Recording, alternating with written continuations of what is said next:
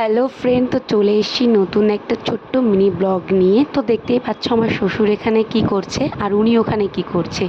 তো বলছি কি করছে, কারণ এই কদিন ধরে তোমরা সবাই জানো খুব বৃষ্টি হচ্ছে। তো বৃষ্টির কারণে আমাদের উঠোনে খুব কাদা জমে গেছিলো, বাইরে যাওয়াও অসম্ভব হয়ে গেছিলো।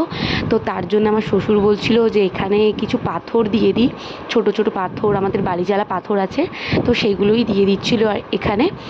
আর এটাকে দেখছো, এটা আমাদের বাড়ির সব থেকে ছোট সদস্য। না না না না, একটা একটা না, আরও একটা আছে, মোট দুটো আছে।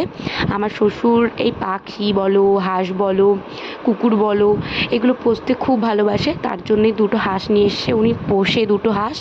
আর আমি দেখছি দূর থেকে ওনারা দুজন ওখানে দাঁড়িয়ে দাঁড়িয়ে কী করছে। তার জন্য আমিও কি করব, ভিডিও করতে করতে চলে গেলাম।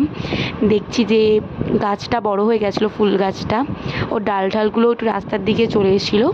তো তার জন্যেই আমার হাজব্যান্ড ওগুলো ডালগুলো কেটে কেটে দিচ্ছিলো, একটু ছোটো হলেও দেখতে সুন্দর লাগে, তো তার জন্য কেটে দিচ্ছিলো।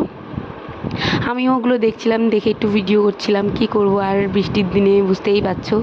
তারপরে দেখছি একটা ছোটো গাছ, যেটা হলো মরে গেছে, সুপুরি গাছ।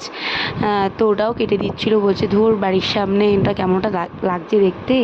তো যাই হোক, ওনারা দুজন মিলে ওটা কাটাকাটি করছে, তো কাটাও হয়ে গেছে, দেখতেই পেলে। আমার শ্বশুর নামিয়ে নিয়েছে। আর এখন দেখো গাছের পরিস্থিতিটা কি অসম্ভব বাজে। ইনিও এইদিকে পরিষ্কার করে নিচ্ছে আর আমি পেছন থেকে ছোট্ট একটা ক্লিপ নিয়ে নিয়েছি। জীবনেও বাড়ি থাকলে কোনো দিন এইসব পরিষ্কার কোনো দিন করে না, কি জানি আজকে কি হয়েছে, এইসব পরিষ্কার করছে। তাও ভালো, বাড়ির কাজ করা অবশ্যই ভালো, কারণ এতে মাইন্ড ভালো থাকে, তোমার মন ভালো থাকে, শরীরও ভালো থাকে।